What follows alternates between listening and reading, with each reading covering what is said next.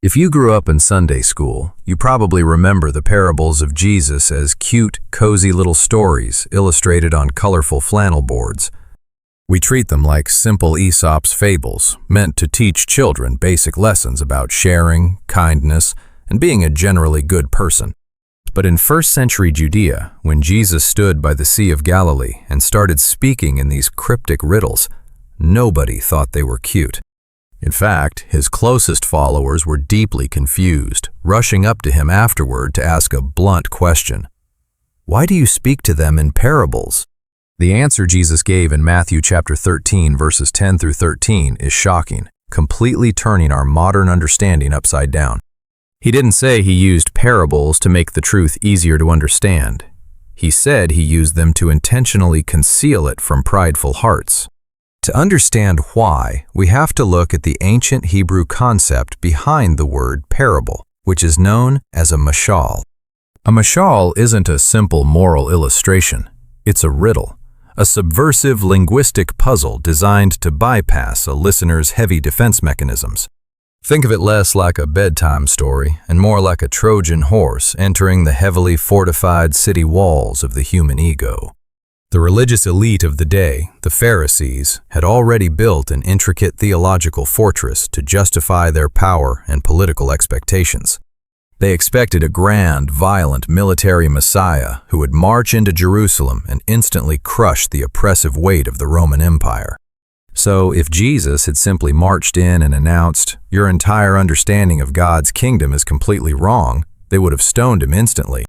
Instead, Jesus used the mashal as a brilliant, dangerous weapon of divine mystery to slowly deconstruct their deeply flawed worldview from the inside out. He hid the explosive reality of God's upside-down kingdom inside ordinary, mundane stories about dirt, seeds, yeast, and lost sheep. These stories were designed to make the arrogant blind, while pulling the humble into a beautiful, hidden pattern of an entirely new reality. A huge mistake we make is thinking Jesus only came to give us a ticket to heaven after we die. But Jesus' core message was actually a radical announcement that the kingdom of heaven was breaking into the present moment. The original Greek word he used is basileia, which doesn't just mean a physical territory, but the active, dynamic rule of a king. But how do you explain an invisible, cosmic reign taking over the physical world? You tell a story. And if you step back and lay out all 40-plus parables of Jesus side by side, you begin to notice a distinct, hidden pattern connecting almost all of them, like a golden thread. Theologians often refer to this hidden pattern as the already but not yet tension of God's kingdom. Instead of arriving with apocalyptic earthquakes and lightning, the kingdom begins quietly, almost invisibly, like a tiny seed buried in the dirt. To the naked eye, it looks completely unimpressive, weak, and highly vulnerable to total failure. This quiet approach even baffled John the Baptist, who was sitting in a dark dungeon, waiting for God's fiery judgment. From his cold prison cell, John actually sent messengers to Jesus asking, "Are you really the Messiah we've been waiting for?" Because Jesus was just healing outcasts, eating with sinners, and telling stories about farming rather than overthrowing Rome.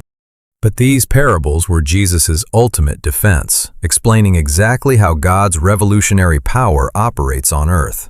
It doesn't force obedience from the top down, it grows organically and subversively from the bottom up.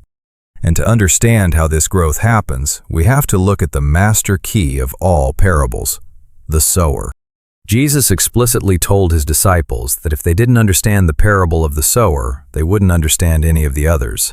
It is the master key to the kingdom, and it shifts the entire focus away from the power of the seed to the condition of the dirt. In ancient Greek, the word for heart is cardia, and Jesus uses the different types of soil as a direct psychological profile of the human cardia. The story starts with a farmer throwing seed recklessly. Some falls on a hard, beaten path where birds immediately snatch it away. This hardened path represents a cynical, proud heart. It's the religious elite we talked about earlier, whose minds are a concrete highway of tradition. When the revolutionary message of grace hits this concrete, it cannot penetrate. The enemy, depicted as birds, steals it before it even registers. Then some seed falls on rocky ground. It springs up fast and looks amazing, but because there's no depth, the scorching sun kills it. This is the emotional convert, someone who hears the gospel, cries at a worship concert, and is instantly enthusiastic. But the moment real life hits, when their friends mock them or a tragedy strikes, their faith withers because it never had any underground roots. Think of the Apostle Peter on the night of Jesus' arrest. He boldly swore to die for Christ, acting like a towering tree of faith. But under the scorching heat of a Roman interrogation fire, his rocky soil was exposed, and he denied even knowing Jesus. Fortunately for Peter, God is a master gardener who knows how to break up rocky soil later on, but in that moment, the roots failed. Next, the seed falls among thorns. It actually grows, but the surrounding weeds are stronger and eventually choke the life out of the plant. Jesus identifies these thorns very specifically: the worries of this life, the deceitfulness of wealth, and the desire for other things. The soil isn't hard, and it isn't shallow, it's just overcrowded. It wants the kingdom, but it also wants everything else the world offers. Finally, we reach the good soil. But here is a crucial secret. This soil isn't magical, and it isn't naturally perfect. The Greek text in Luke chapter 8, verse 15 tells us the good soil represents a heart that hears the word, retains it, and by persevering, produces a crop. It's the humble heart that allows the master gardener to dig up its rocks and pull its weeds, eventually yielding an explosive, unnatural harvest. But this raises a massive question. If the kingdom of God relies on the slow, quiet growth of seeds in human hearts, how does it ever win? To answer that, we have to look at the glaring contrast between a human empire and God's subversive kingdom. The Roman Empire expanded from the top down through sheer military dominance, crushing its enemies under the iron boots of marching legions. But Jesus says, the kingdom of heaven is like a mustard seed, which today sounds like a cute, inspiring metaphor about small beginnings. But to a first-century Judean farmer, planting a mustard seed in a cultivated garden was sheer, absolute madness. Black mustard in the ancient Middle East wasn't a majestic, beautiful oak tree. It was a fast-growing, uncontrollable, invasive weed. Once it takes root, you cannot get rid of it. It takes over the entire garden and grows large enough to attract flocks of birds. Jesus is subversively saying his kingdom isn't a neat, contained religion. It's an unstoppable, invasive force of grace. He doubles down on this shocking imagery in the very next breath with the parable of the yeast. He describes a woman hiding a small amount of yeast into a massive 50-pound batch of flour until it works through the entire dough. In ancient Jewish culture, yeast was almost always a symbol of sin or corruption because of how it quietly ferments and infects everything. But Jesus flips the script. His kingdom is the ultimate, divine infection of love and truth, quietly transforming the world from the inside out. Whenever Jesus talked about money, debt, or wages in his parables, he wasn't giving practical financial advice for the ancient world. He was using the brutal, unforgiving Roman economic system to explain the absurd, completely illogical mathematics of God's grace. Take the parable of the unforgiving servant. Peter asks if he should forgive someone 7 times, thinking he's being incredibly generous and holy. Jesus replies 77 times and launches into a story about a king settling accounts with a servant who owed him 10,000 talents.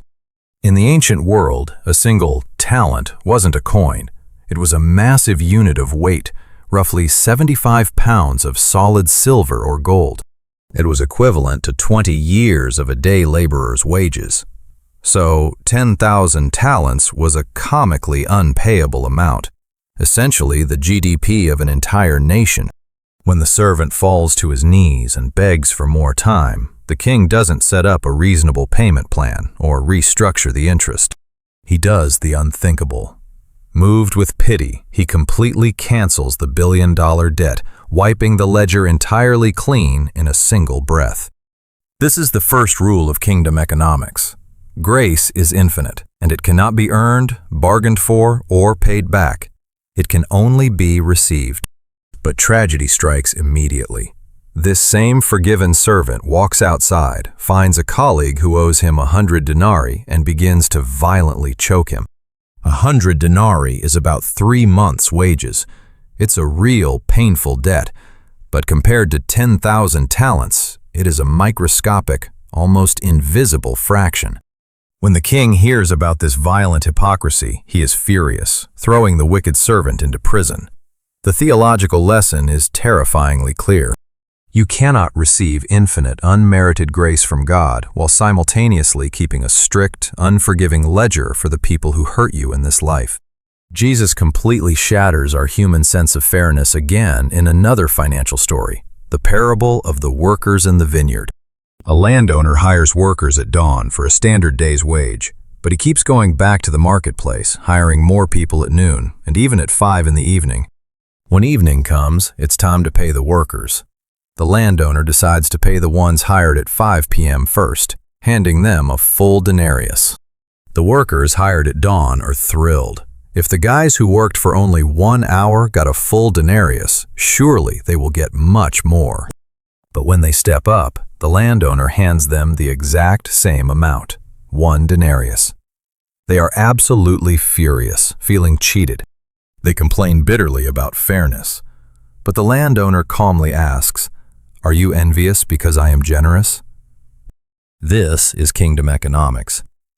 God's grace isn't a wage you earn based on hours clocked. It's a gift freely given out of His infinite abundance. This clash between human accounting and God's generosity leads us to the most confusing, misunderstood parable Jesus ever told. The parable of the shrewd or unjust manager, found in Luke chapter 16. A wealthy master discovers his estate manager has been wasting his possessions, so he fires him on the spot. The manager panics. He says to himself, "I'm too weak to dig ditches, and I'm too proud to beg on the streets." He needs a survival plan. Before his termination is made public, he quickly calls in all his master's debtors and massively slashes what they owe. He cuts one man's massive oil debt in half and another man's wheat debt by 20%. He is literally giving away his boss's money to buy future favors. Logically, the master should have him arrested. Instead, when the master finds out, he actually praises the dishonest manager for acting shrewdly. Why on earth would Jesus tell a story praising a fraud? To understand this, we have to look at the oppressive debt system of first-century Judea. According to Jewish law, charging interest to a fellow Jew was illegal, so rich landowners disguised exorbitant interest rates inside the total amount owed. The shrewd manager wasn't cutting the master's principal. He was cleverly erasing the illegal hidden interest. By erasing the illegal interest, the shrewd manager puts the master in an impossible, brilliant social trap. If the master arrests the manager and demands the full amount back, he publicly admits to the whole village that he was breaking Jewish law. But if he accepts the lower debts, the entire village will praise the master as an incredibly generous, merciful, and righteous man. The master laughs because he realizes he's been checkmated. He praises the manager's shrewdness in navigating a corrupt system to secure his own future. Jesus' lesson isn't to commit fraud. He says, use worldly wealth to gain friends for yourselves, so that when it is gone, you will be welcomed into eternal dwellings. Jesus is urging us to use temporary, worldly resources, like money and influence, to invest in the eternal kingdom, just as the manager did. This radical view of wealth and grace leads to the ultimate question: who exactly is invited into this kingdom? To answer that, we step into our final chapter, the open invitation, centered around the parable of the great banquet in Luke chapter 14. Jesus was actually sitting at a prestigious dinner party with the religious elite when he told a story about a man throwing a massive feast. The host sends out invitations to all his wealthy peers, the VIPs, and the socially important people of the city. But when the banquet is finally ready, every single VIP makes a pathetic, transparent excuse, like, "I just bought a field," or "I just bought some oxen." In the ancient Middle East, refusing a banquet invitation after the animal had been slaughtered was a massive public insult to the host's honor. The host is rightfully furious, but instead of canceling the party to save face, he gives a shocking, socially unacceptable order to his servant. Go out quickly into the streets and alleys of the town and bring in the poor, the crippled, the blind, and the lame. And when there is still room, he gives the ultimate command. Go out to the country lanes and compel everyone to come in, so my house will be full. The banquet hall is completely full. The most unexpected, marginalized people are feasting like royalty, overwhelmed by the host's goodness. It's a beautiful picture of radical grace. God's kingdom is wide open to anyone willing to walk through the door. But Jesus adds a shocking, terrifying twist to a very similar story in Matthew chapter 22. The parable of the wedding banquet. In this version, the king walks into the crowded, joyful feast to greet his new guests. But the king suddenly stops. He spots a man who is not wearing a wedding garment. To a modern reader, kicking someone out over a dress code seems incredibly petty, harsh, and cruel. But in ancient royal weddings, the king himself provided the festive garments for every guest at the door. This man didn't just forget his suit. He actively refused the king's gift, choosing to sit at the king's table in his own dirty, worldly clothes. He wanted the benefits of the feast, the free food, and the royal association, but he absolutely refused to be changed by the king. The king is furious at this arrogant disrespect. He orders his guards to tie the man up and throw him outside into the darkness. Jesus delivers a chilling punchline, "For many are invited, but few are chosen." This is the paradox of the kingdom. The invitation of grace is completely free, but it is not cheap. You cannot enter the kingdom of heaven and remain exactly the same person you were in the empire of the world. Grace demands that you take off the filthy rags of your pride, your self-righteousness, and your sin. And you must allow God to dress you in the brilliant, clean garment of Christ's righteousness. If you lay all these parables out, the hidden kingdom pattern becomes brilliantly, undeniably clear. It starts small and hidden. It flips human economics upside down. It invites the outcasts, and it demands complete surrender. But there is one final lingering question. What happens to the people who refuse to accept this new kingdom? To answer this, Jesus tells his absolute masterpiece, the story we traditionally call the Prodigal Son. We all know the first half. A rebellious younger son demands his inheritance early, effectively wishing his father were dead. He runs to a distant country, blows the money on wild living, and ends up feeding pigs, the ultimate humiliation for a first-century Jewish boy.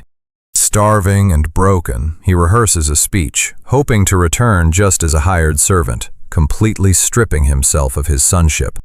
But when the father sees him from a distance, he does something unthinkable for an elderly patriarch in Middle Eastern culture.